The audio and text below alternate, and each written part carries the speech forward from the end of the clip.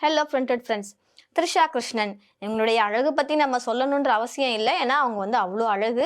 அதனால தான் அவங்க இன்னுமே ஜொலிச்சுக்கிட்டு இருக்காங்க திரையுலகத்தில். கிட்டத்தட்ட 22 வருஷமா திரையுலகத்தில் அவங்க வந்து மின்னிக்கிட்டு இருக்கிறாங்க அப்படின்னு சொல்லலாம்.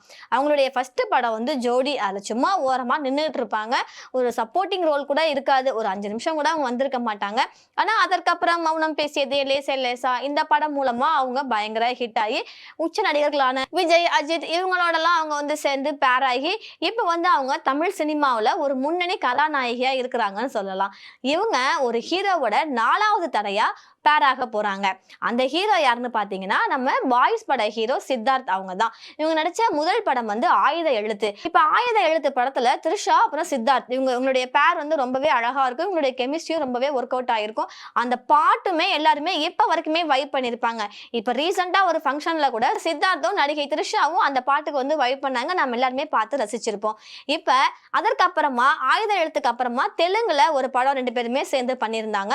அடுத்ததாக அரண்மனை 2ல அவங்க 2 பேரும் நடிச்சிருந்தாங்க. அரண்மனை 2 சுந்தர் சி சார் இயக்குன படம் தான். அதுல த்ரிஷா வந்து பேய் கேரக்டர் பண்ணியிருந்தாங்க. நெகட்டிவ் ரோல் பண்ணியிருந்தாங்க. அடிச்சு தூள் கிளப்பியிருப்பாங்க. ஏன்னா அந்த அந்த கேரக்டருக்கு உரித்தானவங்க தான் த்ரிஷா அப்படின்ற மாதிரி அவங்க வந்து நடிச்சிருந்தாங்க. இப்ப 4வது முறையாக தில் ராஜு அப்படின்றவங்க இயக்கத்துல சித்தார்த் கூட அவங்க பேராக போறாங்களாம். இன்பிட்வீன் அவங்களுக்கு 2 படம் வந்து கையில இருக்கு. ராம் அப்புறம் 2வது படம் வந்து விஸ்வம்பரா. இந்த 2 படங்கள்லாம் அவங்களுக்கு வந்து கைவசம் இருக்கு. மே மாசம் 14ஆம் தேதி சூர்யா சாரோட அவங்க சேர்ந்து நடிச்ச கருப்பு திரைப்படம் வந்து வெளிவர இருக்குது. சோ அவங்களுக்கு வரிசையா இருக்கும்போது இன்பிட்வீன் என்ன ஒரு நியூஸ் வந்துச்சுன்னா த்ரிஷா அவங்க திரையுலகத்தை விட்டு போறாங்க. ஒருவேளை அவங்க டிவிகேல சேர்ந்து டிவிகே ஜெயிச்சிடுச்சு அப்படின்னா துணை முதலமைச்சரா ஆகலாம். இல்ல வேற ஏதாவது போஸ்டிங் கொடுப்பாங்க, அரசியலுக்கு போயிடுவாங்க அப்படின்ற மாதிரி தான் இருந்துச்சு. ஏன்னா த்ரிஷா ஒரு இன்டர்வியூல சொல்லியிருந்தாங்க, நான் சிஎம் ஆக போறேன் நிஜமாதான் அப்படின்ற மாதிரி. அதை வச்செல்லாம் பார்க்கும்போது த்ரிஷா அவ்வளவுதான் அவங்க வந்து சினி ஃபீல்டை விட்டு போறாங்கன்ற மாதிரி ரூமர்ஸ் வந்துச்சு. த்ரிஷாவும் அதுக்கு வந்து ஃபுல் ஸ்டாப் வச்சுட்டாங்க. அதெல்லாம் கிடையாது, எனக்கு என்ன கல்யாணம் ஆயிடுச்சு, எனக்கு கல்யாணம் ஆயிடுச்சா, 2 குழந்தைங்க இருக்குதா, நான் சினிமா விட்டு போறேன்னா இன்னும் எவ்வளோ இமேஜினேஷன் தான் நீங்க பண்ணுவீங்க அப்படின்ற மாதிரி அந்த வதந்திக்கு அவங்க ஃபுல் ஸ்டாப் வச்சாங்க.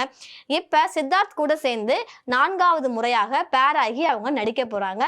ஸோ நாம வெயிட் பண்ணி பார்க்கலாம் இந்த படம் எப்படி இருக்க போகுது அப்படின்ட்டு.